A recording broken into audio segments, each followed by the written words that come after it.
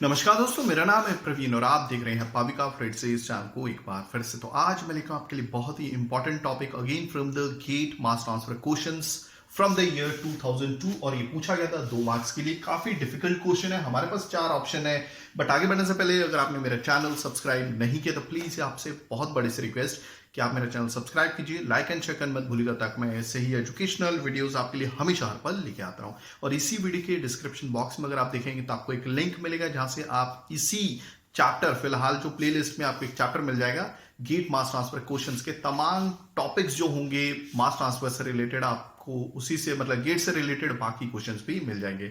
और एक रिक्वेस्ट है कि देखिए ये वीडियो बनाने में काफी मेहनत लगती है, तो अगर आपको लगता है कि आपने इस वीडियो से कुछ सीखा है, देखिए ये जो क्वेश्चन हम करने वाले बहुत लूसिड सिंपल लैंग्वेज में, हिंदी लैंग्वेज में करेंगे। इस क्वेश्चन को कैसे इजी बनाया जाए मेरी पूरी कोशिश रहेगी, आप देखिएगा डेफिनेटली।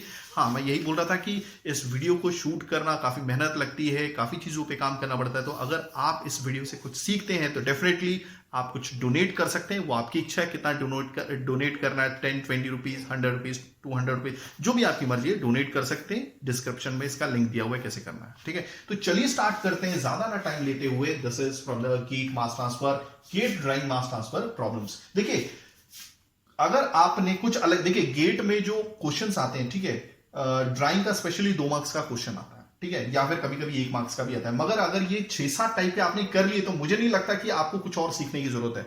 अगर आपने मेरे द्वारा सिखाए हुए कुछ क्वेश्चंस कर लिए, उसके पीछे क्या आइडियाज हैं, अगर आपने देखे कि मैं कैसे करवाता और वो बेसिक चीजें आपने समझ ली, तो it's very easy to solve drying mass transfer questions, और बाकी भी आप कर सकते हैं। तो चलिए क्वेश्चन पढ़ते हैं।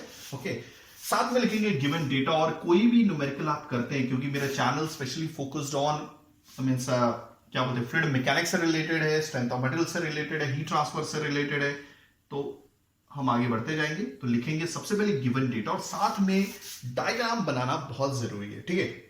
तो बढ़ते हैं। It takes 6 hours to dry a wet solid from 50% moisture content to the critical moisture content of 15% dot. ठीक है, ये थोड़ा सा गाढ़ा रंग में दिख रहा है, थोड़ा हल्का रंग है, कोई बात नहीं, मैं बता देता हूं आपको क्या मतलब है इसका। लगभग 6 घंटे लगते हैं एक गीले सॉलिड को ड्राई होने में 50% मॉइस्चर कंटेंट से लेकर क्रिटिकल मॉइस्चर कंटेंट जो है 15%। ठीक है, तो ये जो टाइमिंग दिया हुआ है ना, ये टाइमिंग जो दिया हुआ है साफ साफ बता रहा है कि कांस्टेंट रेट पीरियड का टाइमिंग है। तो यहां पे टाइम सी कर देता हूं। सी मींस कांस्टेंट ड्राइंग पीरियड के दौरान जो टाइम लगता है, याद रखिए कांस्टेंट टाइम क्या बोलते हैं, पीरियड के दौरान आपका जो रेट ऑफ ड्राइंग है वो कांस्टेंट ही है, यानी कि आर या एन की वैल्यू कांस्टेंट ही रहेगी। कई बुकों में आर से दिया हुआ है, दैट इज आरसी, या फिर एनसी दिया हुआ है। तो यहाँ पे 6 hours मैं लिख लेता हूं। ओके, अब ये जो मॉइस्चर कंटेंट है याद रखिएगा ये ड्राई बेसिस पे दिया हुआ है, वेट बेसिस पे तो नहीं है ये, ठीक है। तो मॉइस्चर कंटेंट जो है हमारा 50% से लेकर क्रिटिकल मॉइस्चर कंटेंट 15% तक दिया हुआ है। तो इस दौरान ये जो टाइम लिया गया कांस्टेंट टाइम मींस पीरियड के दौरान जो इनिशियल मॉइस्चर कंटेंट था वो यहां पे लिख देता हूं 0.5 था। ओके, और ये कहां से कहां तक गया ये लिख देता हूं XC या X2 भी लिख सकते हो। फिलहाल हम क्रिटिकल मॉइस्चर कंटेंट लिख रहे हैं तो इसको यहां पे लिख देता हूं XC means XC is equal to 0.15, और इसकी जो यूनिट रहेगी वो भी लिख देता हूं kg मॉइस्चर। देखिए इतना kg मॉइस्चर है किसके साथ, 1 kg ड्राई सॉलिड के साथ, पर kg ड्राई सॉलिड्स के साथ। पर नहीं लिखा हुआ है, आप लिख सकते हैं क्योंकि नीचे तो 1 kg होगा, 1 kg ड्राई सॉलिड के साथ। ओके, आगे बढ़ते हैं। How much longer will it take to dry the solid to 10% moisture content under the same drying conditions. यही कंडीशंस को मेंटेन करते हुए कितना टाइम और लगेगा उस सॉलिड को फर्दर ड्राई होने में, जब मतलब जो मॉइस्चर कंटेंट है वो 10% आएगा, मॉइस्चर कंटेंट फाइनली 10% आएगा। देखिए इसको डायग्राम से समझेंगे, ठीक है। ये हो गया हमारा एक्स एक्सिस, यानी कि क्या होगा ये क्या बोलते हैं हमारा, this is x moisture content है। ओके, मॉइस्चर कंटेंट की यूनिट यही है, दिस इज केजी मॉइस्चर पर केजी ड्राई सॉलिड, यानी कि 1 kg ड्राई सॉलिड के साथ कितना मॉइस्चर है। और ये जो है हमारा रेट ऑफ ड्राइंग है, आर, कई बुकों में ये एन दिया रहता है। ओके, इसकी यूनिट यहां पे लिख देता हूं कि इतना kg मॉइस्चर रिमूव कर लिया गया है या फिर इवापोरेट हो रहा है, ठीक है, कितने 1 मीटर स्क्वायर के एरिया से और 1 सेकेंड में, ठीक है। ओके, तो इसका जो ग्राफ होता है, देखिए इस क्वेश्चन के हिसाब से पहला आपका ऐसे रहता है। ओके, फाइनली ये कुछ ऐसा है। अब कभी कभी ग्राफ ओरिजिन से होता है, कभी कभी ऐसा भी होता है, ठीक है, अगर कांस्टेंट हो तो। ओके, अब ये जो x1 की वैल्यू है वो यहां की है, मतलब ये रही। सपोज ग्राफ को थोड़ा सा बड़ा कर देता हूं, ठीक है। ओके, ये हमारी x1 की वैल्यू, ठीक है। ये हमारा इनिशियल मॉइस्चर कंटेंट, इनिशियल कितना है 0.5। ओके, जैसे जैसे हम आगे बढ़ते हैं ये हो गया हमारा xc। क्या है xc, यहां पे कर देता हूं, this is our xc। Okay, और ये जो टाइम पीरियड है ये हमारा कांस्टेंट टाइम पीरियड, ठीक है। ओके, इस दौरान जो r की वैल्यू होती है, देखिए इस पॉइंट के लिए, इस पॉइंट के लिए, इस पॉइंट के लिए, इस पॉइंट के लिए, या पीछे भी, ठीक है, r की वैल्यू कांस्टेंट होती है। और यहां पर मैं क्या लिख दूंगा, दिस इज rc, या फिर nc भी लिख सकते हैं, आपकी मर्जी, ठीक है। ओके, अब ये हो गया हमारा कांस्टेंट टाइम पीरियड जिस दौरान r की वैल्यू कांस्टेंट होती है। और अब देख रहे हैं कि ये क्रिटिकल मॉइस्चर कंटेंट है। अब ये होता है फॉलिंग रेट पीरियड। क्या होता है, फॉलिंग, ठीक है, फॉलिंग रेट पीरियड। देखिए आप देख रहे हैं ये ग्राफ लगातार नीचे गिरता जा रहा है। आप देखेंगे कि हर एक x की वैल्यू के लिए, सपोज इस x की वैल्यू के लिए आपकी r की वैल्यू अलग अलग हो रही है।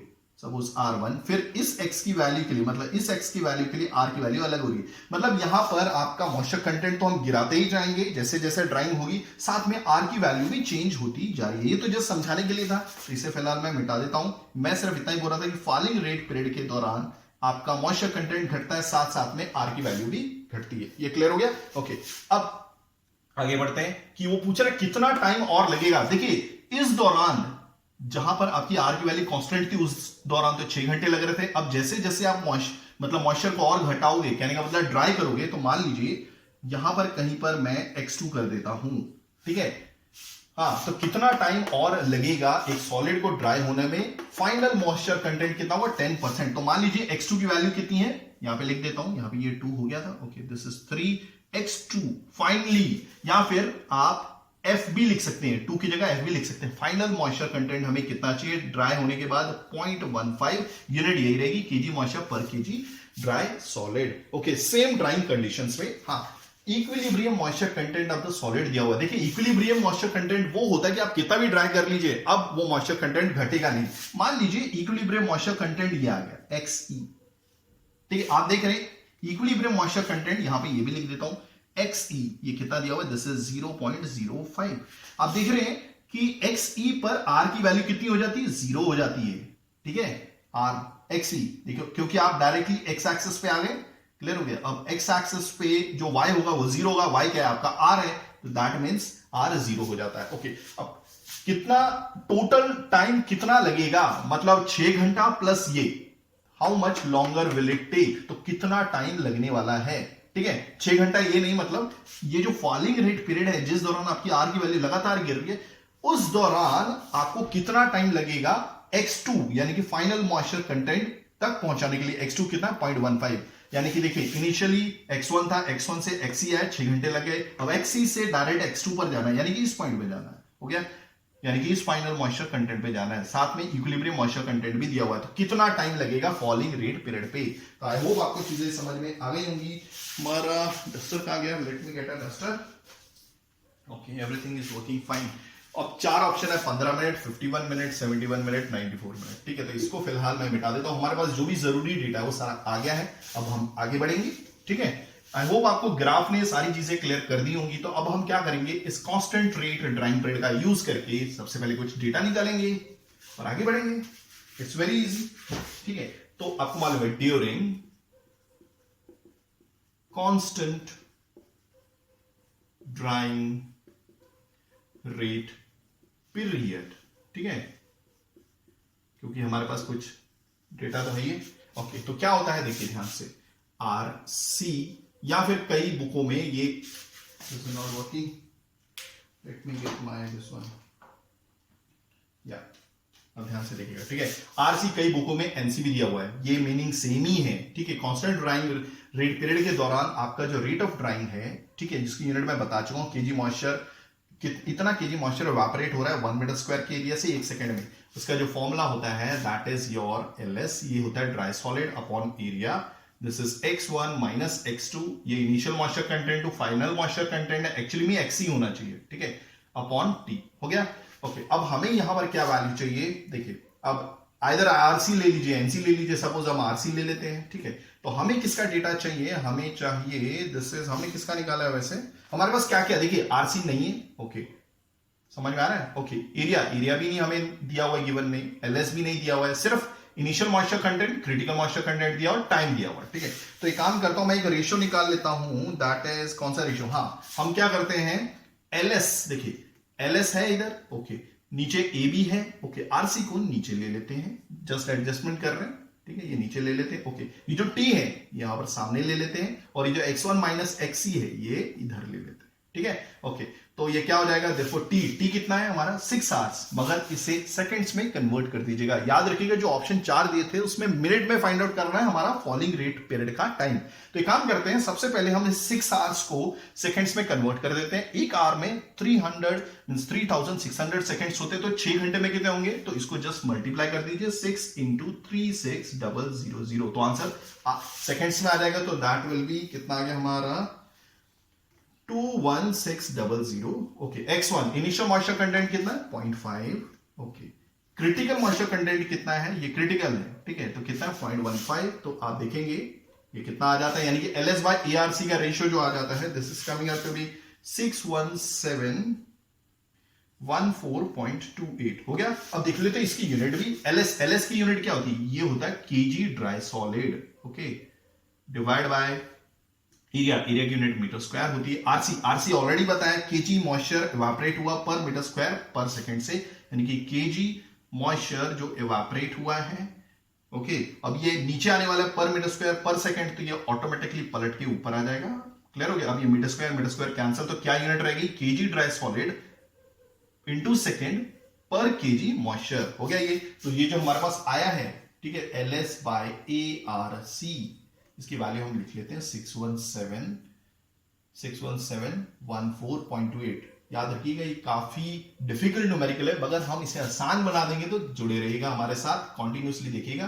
केजी ड्राई सॉलिड, इसकी यूनिट भी लिख लेता हूं, ओके इंटू सेकेंड पर केजी मॉइस्चर जो इवेपोरेट हो गया है, हो गया ये, चलो ये रेशियो आ गया, ओके। अब देखेंगे, अब हम कौन से इस पे चलते हैं, फॉलिंग रेट पीरियड पे चलते हैं, ठीक है, ओके अब ध्यान से देखिएगा, अंडर फॉलिंग रेट पीरियड हमने देखिए constant drawing means constant time period के दौरान हमने एक रेशियो निकाला जो यूज करने वाले हम फॉलिंग रेट पीरियड में, ठीक है। ये क्वेश्चन ऐसे आते हैं, अगर हार्ड क्वेश्चन पेपर आता है तो डेफिनेटली क्वेश्चन आएगा, under falling rate period, okay. अब टी हमें क्या निकालना है, टी निकालना है ना, यहां पे लिखा नहीं है मैंने कि हमें टी निकालना है किस दौरान, फॉलिंग रेट पीरियड के दौरान। तो टी ये है हमारा फॉलिंग रेट पीरियड के दौरान, तो T is equal to what is this is negative LS by A integration from कहां से कहां तक, XC से लेकर फाइनल X2 तक जाना था ना हमें, तो XC से लेकर X2 तक, या फिर XF भी बोल सकते हैं, फाइनल X2 को XF भी बोल सकते हैं, dx अपॉन R। तो ये देखिए ये क्या होता है, ये क्या होता है, integration from XC to X2 dx upon R, ये होता है हमारा इंटीग्रेशन मतलब एरिया अंडर द कर्व। तो देखिए XC से लेकर X2 तक जाना है, तो इस दौरान देखिए मैं ये है ना आपको इससे बताता हूं, ठीक है, ये क्या है, integration is nothing but area under the curve, या ठीक है, एरिया अंडर द कर्व मतलब ये वाला, यही वाला है ना, ओके। मगर उसके लिए हमें क्या मालूम होना चाहिए, ठीक है, XC से लेकर X2 की वैल्यू मालूम होनी चाहिए, ठीक है। हम ग्राफ का यूज करके कर सकते हैं, मगर हमारे पास अभी कोई वैल्यूज है ही नहीं है, समझ में आ रहा है, ठीक है। आप निकाल सकते हो ग्राफ का यूज करके, फिलहाल अगर हम ग्राफ का यूज नहीं करना चाहते तो एक काम कीजिए, आप क्या करेंगे, हम इंटीग्रेशन कर रहे हैं विद रेस्पेक्ट टू x, यानी कि dx means with respect to x से इंटीग्रेट कर रहे हैं, तो r को हम x में कन्वर्ट करने की कोशिश करेंगे, और फिर हम इंटीग्रेशन के फॉर्मूले का यूज करके आराम से इंटीग्रेशन कर सकते हैं। तो मैं पहले वाला मेथड यूज नहीं करने वाला हूं, integration means area under the curve. मैं क्या करूंगा, इस r को कन्वर्ट करूंगा किसमें, ठीक है, क्योंकि वैल्यूज भी चाहिए ना भाई सारी, आई होप आपको चीजें समझ में आ रही होंगी। मैं इस r को x के टर्म में कन्वर्ट कर दूंगा, क्योंकि अब हम इंटीग्रेशन कर रहे हैं with respect to x, okay, ये भी क्लियर, ओके। तो चलिए इसको मैं क्लोज कर देता हूं। हाँ, तो अब मैं क्या करूंगा, हमारे पास एक रिलेशन है, देखिए आपको मालूम है ये एक स्ट्रेट लाइन है, ये वाली फॉलिंग रेट पीरियड के दौरान। तो एक स्ट्रेट लाइन की इक्वेशन क्या होती है, y equal to mx plus c, okay, c क्या कांस्टेंट है, m इसी स्ट्रेट लाइन की स्लोप है, x और y देख लीजिए, देखिए y एक्सिस पे कौन है आपका रेट ऑफ ड्राइंग, तो दैट इज r लिख लेता हूं। m स्लोप है इसी लाइन की, सिर्फ फॉलिंग मींस क्या बोलते हैं, फॉलिंग रेट पीरियड की आपकी ये लाइन है, ठीक है। जब आपका मॉइस्चर कंटेंट गिरता जा रहा है और r की वैल्यू चेंज हो रही है, तो उस दौरान ये इसी की स्लोप है। ओके, x एक्सिस पे तो ऑलरेडी मॉइस्चर कंटेंट ही है, तो x लिखने में कोई प्रॉब्लम नहीं है, c की वैल्यू। ओके, अब हम इनिशियल कंडीशन यूज करेंगे। इनिशियल कंडीशन क्या बोलती है, देखिएगा ध्यान से। इनिशियल कंडीशन क्या बोलती है, मैंने ऑलरेडी बताई थी आपको। यहां पर देखिए, जब इक्विलिब्रियम मॉइस्चर कितना है 0.05, ये हमारा क्या बोलते हैं इनिशियल कंडीशन है। जब इक्विलिब्रियम मॉइस्चर कंटेंट 0.05 है, मतलब यहां की बात कर रहा हूं, ठीक है, यहां पे 0.05 है, तो आपकी आर की वैल्यू क्या होगी, साफ दिख रहा है ग्राफ से, वो आर की वैल्यू 0 ही होने वाली है, ठीक है। यहां पे लिख देता हूं when, so therefore R is equal to 0। तो ये कंडीशन मैं इस इक्वेशन में पुट करूंगा, ठीक है। Means put this condition into equation 1। तो मैं क्या करूंगा, therefore r equal to 0, 0 m, और x क्या हो जाएगा, xc हो जाएगा, okay, plus c। So therefore c constant की वैल्यू निकालनी है, तो दैट इज mxc, दूसरी साइड चला जाएगा, प्लस m नेगेटिव हो जाएगा, mxe। हो गया ये भी क्लियर। ओके, नेक्स्ट c की वैल्यू कितनी हो जाएगी, नेगेटिव m, xc की वैल्यू कितनी है 0.05, और अच्छे से लिखेंगे, therefore c equal to negative 0.05 m। हो गया, ये भी लिख लेता हूं यहां पर कि c कांस्टेंट की वैल्यू आ गई नेगेटिव 0.05 m। हो गया, चलिए इसको मिटा देता हूं। अब हम दूसरी कंडीशन यूज करने वाले हैं। ओके, तो फिलहाल इस इक्वेशन को रिप्लेस करके मैं ये लिख लेता हूं, ठीक है। जो c की वैल्यू आई फिलहाल इसमें पुट कर रहा हूं, r equal to m x, c की वैल्यू कितनी आई यहां पे दी हुई है नेगेटिव 0.05 m। ओके, अब मैं क्या करूंगा, सिंपली m को कॉमन निकाल दूंगा, x माइनस 0.05, सिंपल। हो गया। ओके, अब हम एक दूसरी कंडीशन यूज करेंगे, व्हेन, कब, अब हम कंडीशन यूज करने वाले हैं आपकी initial moisture means critical moisture content के तौर में। आप देख रहे हैं जब मॉइस्चर कंटेंट xc हो जाता है, तब आपका रेट ऑफ ड्राइंग क्या होता है, आप देख रहे हैं rc हो जाता है। यहां पे लिख देता हूं, when x equal to xc, तो जो रेट ऑफ ड्राइंग है वो r इक्वल टू rc हो जाएगा, ठीक है। तो मैं ये कंडीशन यहां पर लगा देता हूं, कोई प्रॉब्लम नहीं है, ठीक है। तो यहां पे लिख देता हूं, therefore r is equal to rc, यहां पे लिखा हो r rc हो जाएगा। ये इस पर यूज करो, सपोज इसको इक्वेशन 2 कर देता हूं, ठीक है। तो ये जो क्या बोलते हैं कंडीशन है, कंडीशन, क्योंकि देखिए पहली इक्वेशन से हमने c की वैल्यू पुट कर ली और रिफाइन कर लिया, अब इसी इक्वेशन में हमने क्या करना है, दूसरी कंडीशन डाल दी है, ये कंडीशन 2 है, कंडीशन सेकेंड। ओके, अब ये हम पुट करने वाले हैं किसमें, इस सेकेंड इक्वेशन में, ठीक है। Okay, so rc equal to m, x क्या बन गया, xc बन गया है, माइनस 0.05। हो गया। ओके, अब आपको मालूम है दैट xc क्या था, xc क्रिटिकल मॉइस्चर कंटेंट दिया हुआ है, दिस इज 0.15, तो दिस इज 0.15 माइनस 0.05, तो 0.15 में से 0.05 गया। ओके, तो फिलहाल मैं इसको मिटा ही देता हूं, हाँ लगभग तो हो गया, इसको रिफाइन कर लिया था हम। ओके, तो ये हो जाएगा rc equal to m, okay, 0.15 से 0.05 गया, तो दिस इज 0.1, सो देयरफॉर अब हम स्लोप निकाल लेंगे, therefore rc is equal to means m equal to rc by 0.1, और अच्छे से किया तो इसको लिख सकते हैं 0.1 ऊपर आ जाएगा, दिस इज 10 rc, यानी कि स्लोप क्या हो गई हमारी 10 rc। तो m की जगह मैं क्या पुट करूंगा, सिंपली m की जगह क्या पुट करूंगा, दिस इज योर 10 rc। तो अब मैं इस इक्वेशन को और अच्छे से लिख सकता हूं, यही वाली इक्वेशन को जो हमारी सेकेंड वाली थी, क्या लिखेंगे, लिखिएगा ध्यान से, यहां पे लिख लेता हूं इसको मैं, जो हम यूज करें m equal to 10 rc। Okay, तो मैं क्या करूंगा, देयरफॉर r, ये जो इक्वेशन थी जो हमने और रिफाइन की थी, m की जगह क्या लिखूंगा 10 rc, x माइनस 0.05। अब आप देखिए ये जो r को हमने टोटली किससे रिप्लेस कर दिया, x से, और याद रखिएगा आप सोच रहे होंगे rc को क्यों नहीं किया, rc की वैल्यू, हाँ rc को हम एडजस्ट कर लेंगे बाहर, क्योंकि ये भी कांस्टेंट ही है ना अभी। ओके, तो मैं क्या करूंगा, ये r की वैल्यू यहां पे पुट कर दूंगा और r हमारा पूरा x में कन्वर्ट हो गया है। अब आप इसे और अच्छे से देखेंगे, देखिए negative ls by a, okay, integration xc to x2 dx। Okay, अब आप देखिए r की जगह हम क्या लिख रहे हैं, 10 rc x माइनस 0.05, यहां पे लिख देता हूं 10 rc, द कांस्टेंट है, ये बाहर निकल लेते हैं इंटीग्रेशन साइन से, 10 rc हो गया। ओके, लिख दिया मैंने ये, देखिए r की जगह मैं ये लिख रहा हूं, ठीक है, 10 rc बाहर निकाल दिया 10 और आरसी यहां पे लिख दिया, ठीक है। ओके, बाकी तो सब सेम था। अब अंदर क्या रह गया, देखिए आ गया ना, माइनस एक्स माइनस 0.05 हो गया। इजी। आई होप आपको सारी चीजें समझ में आ रही होंगी। It's very very easy. मैंने आपको बेसिक चीज बताई। ओके, देयरफॉर अब ये जो टाइम पीरियड है फॉर फॉलिंग इज नेगेटिव। देखिए ध्यान से देखिएगा, आपने कुछ निकाला था नेगेटिव LS बाय ARC, यहां पे निकाला है कांस्टेंट टाइम पीरियड के दौरान आपने LS बाय ARC निकाला हुआ है। ये तो देखिए नेगेटिव साइन था। ओके, LS बाय ARC का रेशियो जो है नीचे 10 रहने दीजिए, कोई प्रॉब्लम नहीं है। ओके, और आपने क्या निकाला था, ये कितना आया, देखिए LS बाय ARC ये निकाला हुआ है, दिस इज 61714.28 हो गया ये। ओके, अब integration from XC to X2। XC क्या है, XC की वैल्यू दी हुई है, this is 0.15। Okay, X2 final moisture content कितना बोला गया हमें, कितना बोला भाई, या फिर फाइनल या X2 बोल लीजिए 0.15, 0.15। ओके, अब क्या रह गया, dx upon integration x minus 0.05। Simple है।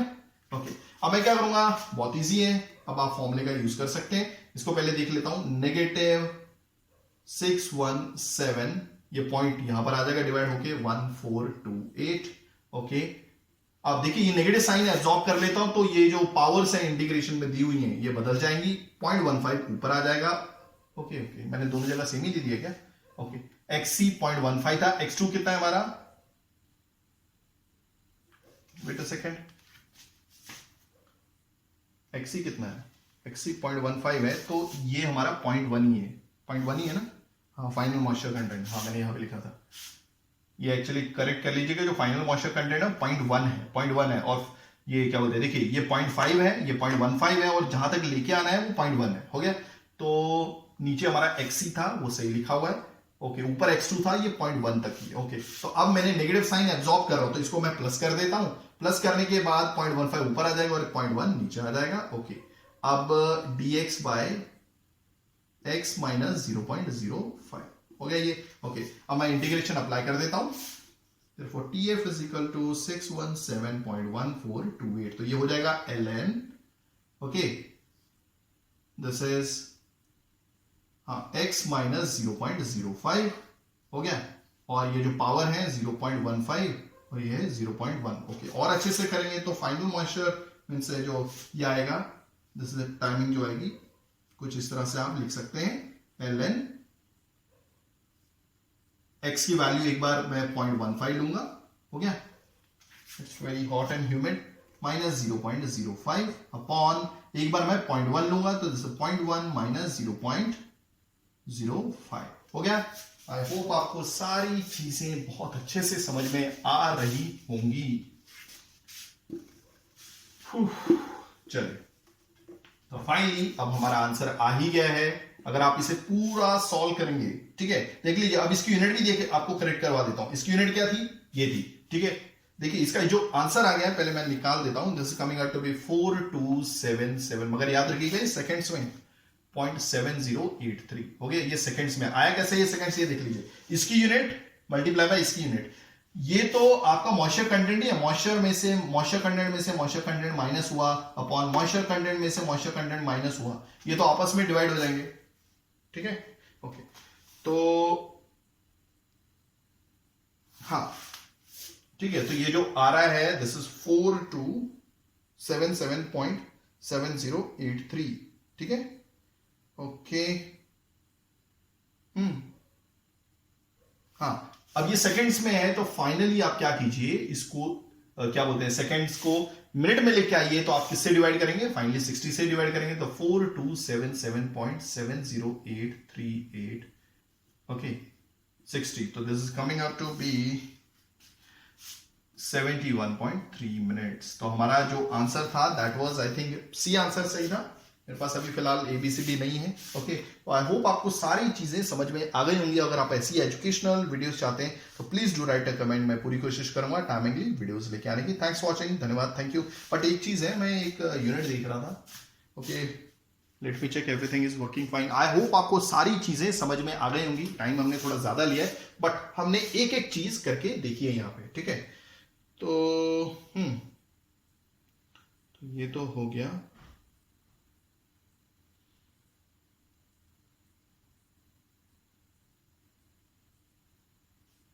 थैंक्स फॉर वॉचिंग, धन्यवाद, थैंक यू।